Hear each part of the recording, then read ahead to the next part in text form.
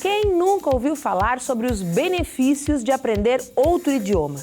Existem inúmeras razões para aprender uma segunda língua, tanto para quem gosta de viajar para outros países, quanto para quem se interessa por outras culturas e principalmente para dar aquele up na carreira profissional. Além disso, segundo a Organização Mundial da Saúde, aprender um novo idioma pode trazer benefícios para a sua saúde. Entre eles, a melhora da memória e mais rapidez na tomada de decisões. Entre todos os idiomas, atualmente, a língua inglesa é a mais exigida. Ela é considerada a língua oficial em muitos países, mas nem precisa sair do país para conviver com o inglês. No nosso dia a dia, nos deparamos com uma série de palavras em inglês. E a importância da língua inglesa é o tema do Universidade Aberta de hoje. Fique com a gente.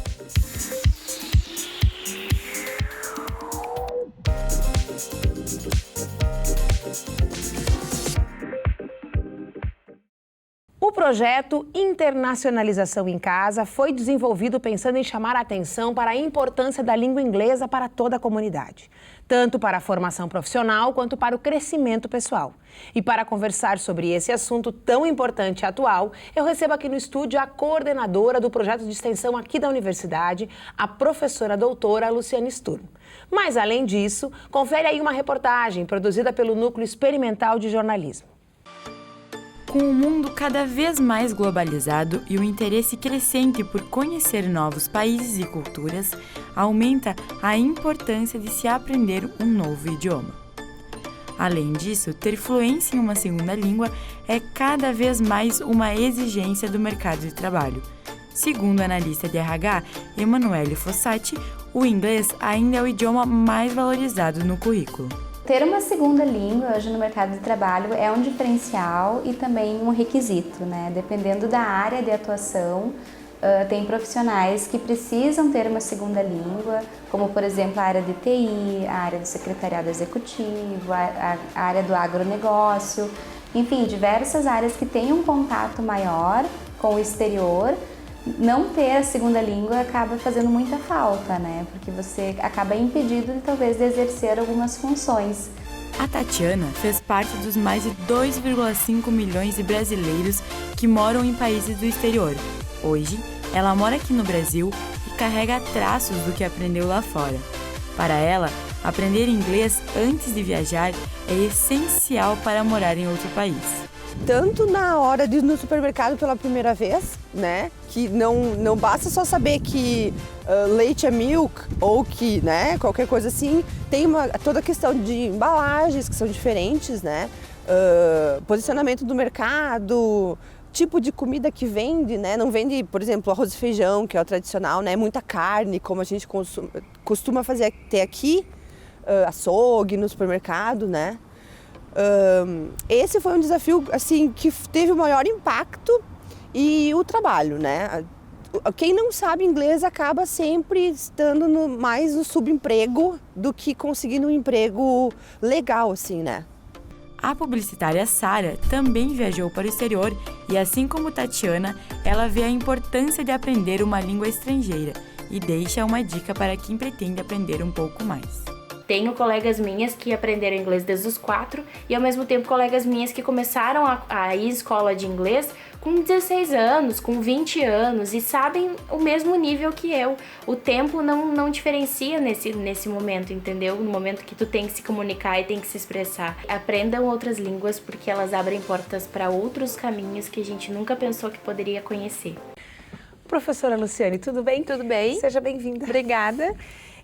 Falar de inglês é sempre falar do nosso dia a dia, né? Mas eu me lembro que antigamente não se aprendia inglês na escola, se aprendia o francês.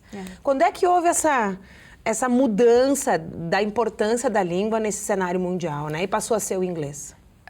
Bibiana, a gente pode dizer assim que a Segunda Guerra Mundial foi um período que marcou essa valorização crescente, né, do inglês. Com o crescimento econômico dos Estados Unidos, o poder bélico, a influência toda, né? Vamos dizer assim que o marco foi a Segunda Guerra Mundial. Mas já havia um processo antes, né? Se a gente for analisar historicamente, desde das navegações, né? Quando o domínio da Inglaterra e tal. Mas eu acho que para nós, assim, começou mesmo essa valorização maior, e o status que o inglês tem hoje ainda é muito influenciado no mundo todo pelo poder americano. A nossa reportagem fala da presença do inglês no nosso cotidiano, né? Assistindo filmes, cantando músicas, pequenas palavras no nosso cotidiano, lá, o mouse, né? Ok, shopping, que são palavras que não são da língua portuguesa. Mas tem todo um movimento de diluição das fronteiras que a gente tem observado mundial. Não só nos países de língua inglesa, mas, de um modo geral, por todo o globo. Qual é o papel do inglês nesse processo? Então, essa é uma discussão, assim, em nível mundial, com relação a esse aspecto, né? De que, apesar de o inglês ser língua oficial na Inglaterra, ser a língua mais difundida nos Estados Unidos, apesar de não estar na Constituição deles como língua oficial, né? Mas a gente associa muito. E mais de 80 países que usam o inglês ou como língua oficial ou como língua nativa, enfim. Há um outro movimento que se chama World English, ou inglês como língua franca, ou inglês global, né? Que entre os especialistas, os linguistas da área, professores, se discute essa questão de que o inglês hoje ele não pertence mais a um país, a um povo. E até aquela pergunta que a gente ouve muito dos alunos, que inglês eu vou aprender? O inglês da Inglaterra ou o inglês dos Estados Unidos? Então isso, com esse rompimento das fronteiras, cada vez mais está desaparecendo esse mito do inglês como língua? Como língua de um país. O inglês da Nova Zelândia. Claro que cada país, né, que usa o inglês tem as suas peculiaridades, por influência de outros idiomas, pelas questões regionais. O português mesmo, a gente não tem um português único, né, no Brasil todo. Então, imagina o inglês, né, espalhado no globo todo. Então, essa ideia do World English, ou do inglês como língua global, é essa permissão, né, vamos dizer assim, para que a gente tenha um inglês mais regionalizado. Por exemplo, o inglês da Índia hoje, né, se você escuta um indiano falar, você percebe o sotaque, né? Você consegue ver que não é um inglês de um americano, de um britânico.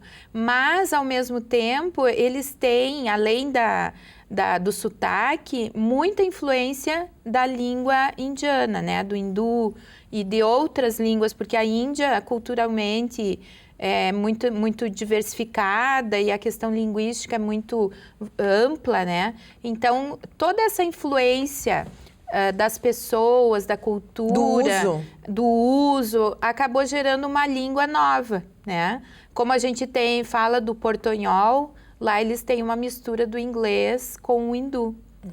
Então, isso é um reflexo, é um exemplo, mas hoje, quando a gente vai ensinar inglês, a gente não se restringe a mostrar para o aluno o inglês dos Estados Gramatical. Unidos. Ou o inglês da Inglaterra. Né? A gente tem a internet que possibilita que o aluno conheça inglês de diferentes países. Né? Aqui na UPF mesmo é um exemplo. Hoje a gente tem alguns alunos de outros países, por exemplo, de Gana. Né? Nós temos um aluno em Gana, o inglês é a língua oficial. Então, ele começou a aprender português para vir estudar aqui. Ele passou numa prova internacional, que é do CELPE-BRAS, para conseguir a vaga. Ele faz engenharia da computação. E então, essa já é um inglês diferente. A gente se comunica com ele em inglês. Consegue se entender. Consegue se entender perfeitamente, mas o sotaque é diferente, o vocabulário vai mudar alguma coisa. Deixa eu te perguntar, eu fiquei com uma curiosidade na tua Sim. fala, quando tu falou, olha, nos Estados Unidos, embora na Constituição deles o inglês não apareça como a língua oficial, então o que aparece ou não aparece? Eles não têm uma língua, não tem escrito lá que o inglês é a língua oficial. Nos outros países isso é recorrente? Eu não sei te dizer se em todas as constituições, né? Eu já li, eu não vou lembrar assim detalhadamente, mas a seção onde fala da questão cultural e da diversidade linguística que eles têm na América. Então, o inglês é considerado a língua de comunicação Mais usada. mais utilizada, mas não aparece lá com o status como nós temos na nossa, que o português é a nossa língua oficial. Língua oficial, que interessante. Uma outra pergunta que eu tenho para te fazer e que tu, de alguma forma, contemplou na tua fala é, bom, aqui na universidade, quando a gente ensina as questões gramaticais, mas também a gente ensina o uso corrente da língua, né? Sim.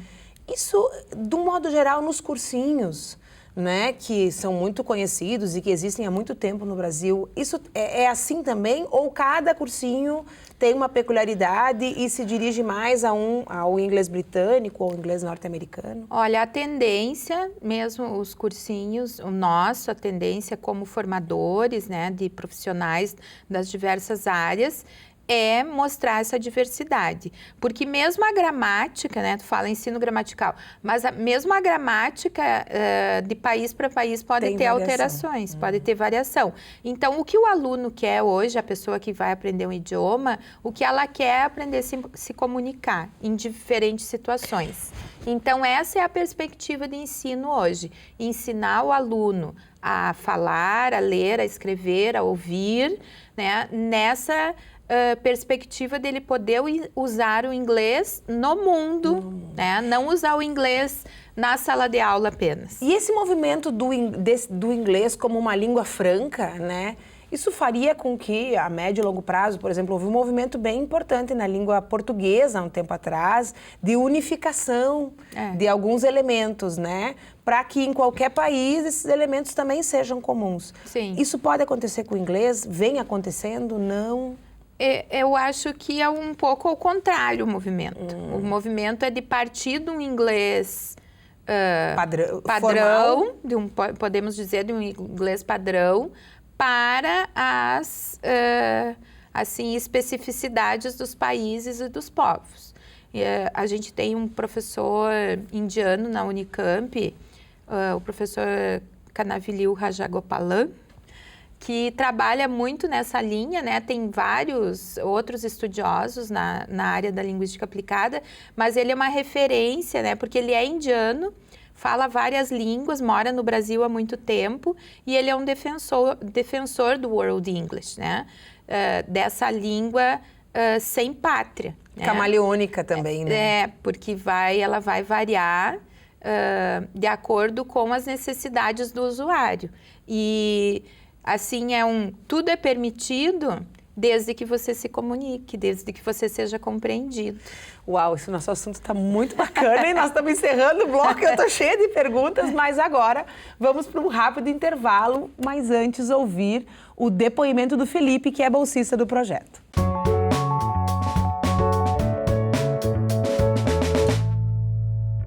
Hoje, o inglês é considerado aquilo que a gente chama de língua franca, né? Que é a língua comum culturalmente, economicamente entre vários países.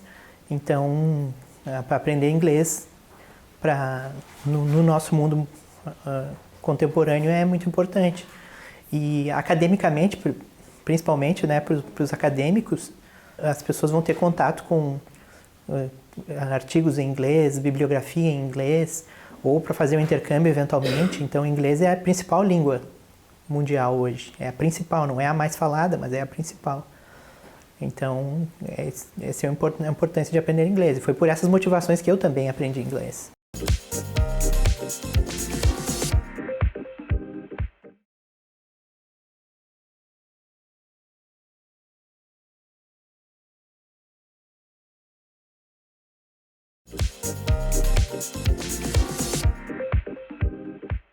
E o Uniaberta está de volta. O tema do programa de hoje é um projeto de extensão que busca promover a chamada internacionalização em casa. Para entender como esse projeto funciona, nós estamos aqui no estúdio com a coordenadora do projeto, a professora Luciane Sturm. Mas antes, você sabe quantos países falam inglês?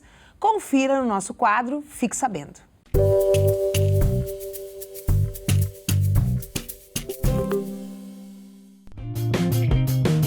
Você sabia que a língua inglesa é considerada a língua oficial ou governamental em mais de 60 países?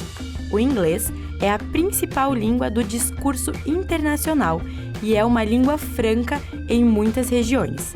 Apesar de o mandarim ser considerado a língua materna mais falada no mundo, o inglês se sobressai como a segunda língua ou língua estrangeira no mundo. Porém, segundo a British Council, apenas 5% da população brasileira fala a língua inglesa e cerca de 1% apresenta grau de fluência. E olha só, a palavra mais utilizada no mundo é derivada de duas palavras inglesas. O termo OK surgiu da expressão all correct, que quer dizer tudo certo.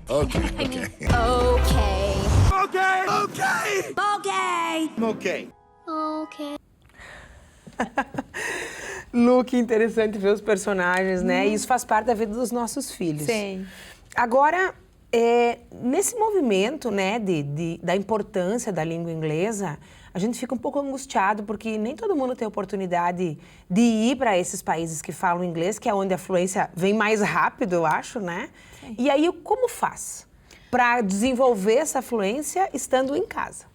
Então, a ideia do projeto Internacionalização em Casa foi um movimento interno aqui na universidade, né, que já há um tempo a universidade trabalha com esse conceito de internacionalização, e o ano passado nós começamos a discutir um programa de sensibilização com o foco na internacionalização, que é o PF Mundi.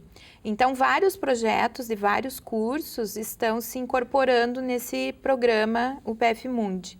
E aí nós redimensionamos o projeto que a gente já tinha de língua estrangeira lá no curso de letras, né? E fizemos uma roupagem nova, né? Então ele não é totalmente novo, mas ele foi adaptado para esse contexto e por isso ele começou a chamar internacionalização em casa. Aí a gente volta no inglês, né? O inglês é o ponto central da internacionalização. Você querendo ir para fora ou se dar bem aqui, o inglês é fundamental. Então a nossa ideia no projeto é que o maior número de pessoas possa, né, no caso a nossa comunidade acadêmica, os nossos professores, os nossos alunos, os nossos funcionários, tenham acesso e tenham um conhecimento bom, que consigam se comunicar em inglês. E aí esse projeto, então, ele trabalha com a perspectiva de trazer de volta aquelas pessoas que pararam de estudar a tempo inglês, ou que abandonaram, ou que achavam difícil. Enfim, é um curso introdutório, né, para dar um empoderamento para essas pessoas retomarem esse estudo, porque a gente tem a UPF Idiomas, né, que é o centro de idiomas da universidade, e que oferece todos os níveis. Mas o curso do nosso projeto, no curso de letras, é um curso que vai preparar esse aluno, vai dar mais condições para ele acompanhar uma turma, né? Então é para aquelas pessoas, tem muita gente que diz assim, eu sou traumatizada com inglês. Não, eu sou traumatizada com inglês. Comecei 1000 vezes, sempre nos níveis básicos e nunca consigo avançar. Então, essa é uma das ações, né? O projeto daí tem várias ações. Então, tem as aulas, que fazem parte, né? Que são ministradas por bolsistas do curso de letras, que tem uma ótima fluência. Nós temos um braço do projeto lá em Soledade, com uma turma regular, também, que vai ter continuidade agora. Temos a oferta de inglês gratuito pela plataforma online, também disponibilizado para toda a comunidade UPF, gratuitamente. Esse curso também é uma novidade, a universidade começou a oferecer dentro do programa UPF Mundi no semestre passado, e agora a gente está com uma campanha durante esse período de matrícula, então todo aluno que efetiva sua matrícula para 2019-2, ele pode se inscrever gratuitamente na plataforma online, que é a English Central. E também professores e funcionários. Então, tá aí a oportunidade. Quem sabe eu resgato e acabo com esse meu trauma. Então, esse programa da plataforma online, ele é totalmente à distância. Você estuda quando você pode, né? Você faz as aulas na medida, os módulos, conforme o teu nível. No início, você faz uma avaliação para ver em que nível você vai entrar. Tem desde o nível inicial até o avançado, para quem é mais proficiente. E as aulas que os nossos bolsistas ministram são à tardinha, no intervalo. Então, para aqueles alunos que ficam aqui no período, tem aula tarde e noite, podem fazer à tardinha 2 vezes por semana o inglês. E a gente está vendo também se consegue abrir para o próximo semestre uma turma no sábado. Lá em Soledade, a turma é no sábado, também é uma aluna nossa de letras que ministra no campus de Soledade. Agora, a gente fala que o inglês ele é bom para a saúde também, ele é bom para a memória, né? Eu fico me perguntando por que é que a gente, às vezes, tem tanta dificuldade de assimilar uma outra língua. Sim. E se o inglês, do ponto de vista gramatical, a gente tem o mito, não sei se é mito, se é verdade, de que ele é efetivamente mais simples do que o próprio português, por exemplo. Na verdade, assim, não é só o inglês que faz bem para a mente, né? Qualquer língua. Qualquer idioma, qualquer estudo é bom, né? Leitura é boa e qualquer processo de aprendizado... De desafio. Exatamente. É um exercício para o nosso cérebro. Então, cognitivamente, enquanto você mantém o cérebro ativo, né? Você está contribuindo para manter a sua cognição, né? Funcionando bem. E aí, os idiomas, então, em geral, desempenham muito bem porque eles ativam diferentes áreas do cérebro enquanto você está estudando, né? E isso faz com que seja o bom para a saúde, né? O fato de você conseguir ativar essas diferentes áreas do cérebro. É um exercício para o cérebro, né? É um exercício para o cérebro. A gente já escuta falar, assim, informalmente, né? Da prevenção até de doenças, né? Exatamente. Ativando o cérebro, eu estou me prevenindo. Essa questão que você falou de ser mais difícil, mais fácil, na verdade, eu tenho uma hipótese, assim como professora há mais de 30 anos, só que na UPF 29, é que as pessoas não têm muita persistência, né? Vamos dizer assim, língua, claro, o português tem muito mais regra, tem a questão da acentuação, conjugação de verbos. Então, se a gente analisar alguns aspectos do português com o inglês, realmente o inglês é mais fácil. Só que o tempo de dedicação, o tempo de estudo, é isso que vai fazer a diferença, né?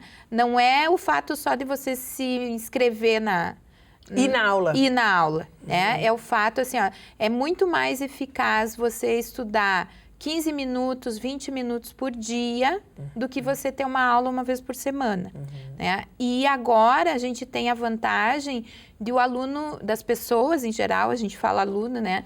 Das pessoas em geral ter esse contato no dia a dia. Porque quanta coisa, né? Você vê nomes de estabelecimentos comerciais, você vê a linguagem técnica de algumas áreas, revistas, filmes que a gente tem acesso hoje à internet, toda em inglês. Então, isso também possibilita a música, mas tudo isso depende do investimento pessoal, né? Que tu vai fazer. Que você vai fazer com essa disposição de aprender realmente. Eu tenho inúmeros alunos hoje que chegam no curso de letras que não fizeram cursinho, mas que têm um ótimo nível de inglês, porque cresceram com videogames, assistem séries, né? Fazem aquelas maratonas de séries. Agora, um comentário, parece que os nossos cinemas, agora não que Passo Fundo mudou um pouco o seu cenário dos últimos anos, mas até bem pouco tempo atrás, estavam na contramão da língua franca, né? Porque não ofereciam mais filmes legendados, só filmes dublados, né? Existe uma predisposição das pessoas de não querer fazer esse esforço diário? Aí é uma opinião minha, tá? Não vou dizer que seja uma opinião, assim... fundamentada. Científica. Empírica. Empírica, assim, com base na minha experiência de professora e também na minha própria, mais ou menos que nem academia, né? O inglês ou um instrumento musical, né? Depende, uma disciplina também, né? Tem que ter disciplina, tem que ter persistência, você não pode parar. Né? Não Agora... é assim, você vai na aula de março a junho, aí você só vai retomar talvez em agosto, tem que ter uma continuidade. Lu, agora nós falamos que o inglês ele está no nosso cotidiano e às vezes a gente nem se dá por conta, especialmente com esse monte de palavras aí que a gente usa o tempo todo.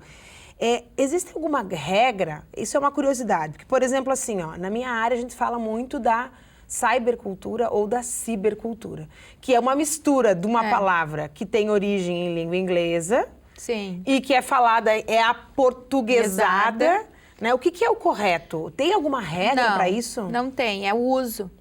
O uso faz, por exemplo, como você falou, cybercultura ou cibercultura, né? E também eu me lembrei do cybercafé, né? Em inglês a pronúncia é cyber.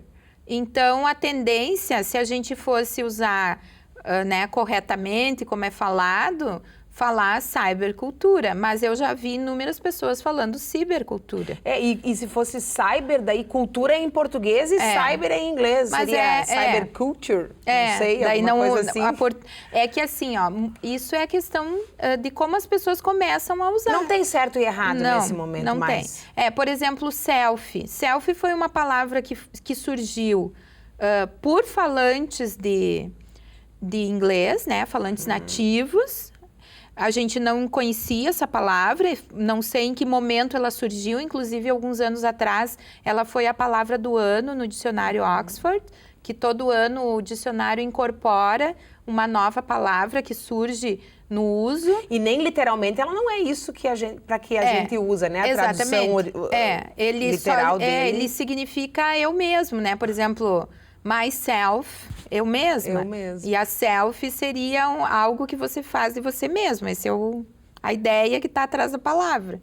Mas o que eu ia falar do selfie é que não foi mudado nada, né? Foi incorporada a palavra que a gente não tinha, a pronúncia não está distorcida, né? E é usado no mesmo sentido. Agora tem inúmeras palavras... Mouse também não, né? Mouse é meio literal. Mas a pronúncia foi mudada um pouco. Porque a pronúncia correta seria mouse e não mouse. Ou notebook. Tu não vai numa loja aqui no Brasil pedir um notebook, né? Eu gostaria de comprar um notebook. Eu sempre falo para os alunos, né? E os alunos, às vezes, as pessoas que estão aprendendo, nem se dão conta que a palavra não é uma palavra da língua portuguesa. Né? Não. Hoje não é mais nem notebook, já virou note. Né? Mas a palavra... então, ela foi incorporada, né? Um anglicismo que veio, então, uma palavra da língua inglesa, mas foi mudada a pronúncia, foi aportuguesada. Tem vários tipos, né, pode aportuguesar só a pronúncia ou pode aportuguesar a escrita. Existe um mapeamento, alguns estudos que mapeiam esses movimentos das palavras e das línguas? Tem gente que estuda de tudo, como alguns falam. Mas já tem coisas sistematizadas sobre isso? São neologismos, são... palavras, tem vários estudos, estrangeirismos da língua, tem vários estudos assim, só que são estudos que às vezes eles ficam, vamos dizer, defasados rapidamente, porque também, assim como... É a língua viva, né? Mas se a gente for observar a história, que é a filologia, né, da língua portuguesa, a nossa língua portuguesa, ela é repleta de palavras do francês, de palavras né, de outras línguas. Do Guarani, do Caigangue. Então, as línguas têm esse movimento, né? A língua portuguesa, ela não nasceu, agora isso aqui é português. Ela foi uma mistura do latim, né, com outros idiomas vários na Europa, que veio dar o português. E que quando veio para o Brasil também sofreu influência das línguas indígenas, das línguas africanas. E o inglês está sofrendo esse movimento mundialmente. Então, o que a gente tem que ter é uma consciência, assim, vamos dizer, estar aberto, com a mente aberta, né? Para entender essas línguas, né? E para aceitar e para fazer um esforço de se comunicar com quem fala o inglês. Exatamente, que não seja o inglês americano ou o inglês britânico. Bom, esse assunto está muito bom, nós já passamos aí do tempo do programa falando e teríamos muito mais para conversar, mas nós vamos marcar um outro programa, professora, porque eu tenho certeza que as pessoas em casa, assim como eu, estão cheias de perguntas e ficaram super curiosas. Agora nós vamos saber o que levou o Gustavo a participar do projeto.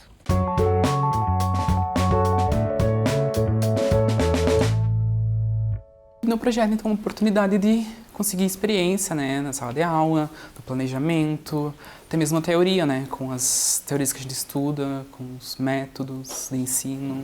Acho que a teoria, sabe, é como um complemento do curso, porque muitas vezes ou não tem tempo, ou alguma disciplina não cobre, alguma coisa, sabe, que no projeto a gente consegue.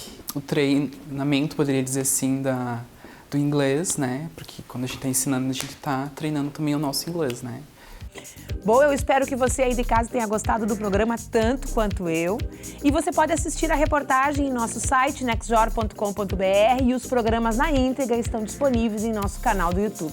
Estaremos de volta na semana que vem com outro projeto de extensão ou de pesquisa aqui da Universidade de Passo Fundo. Eu espero você. Até lá!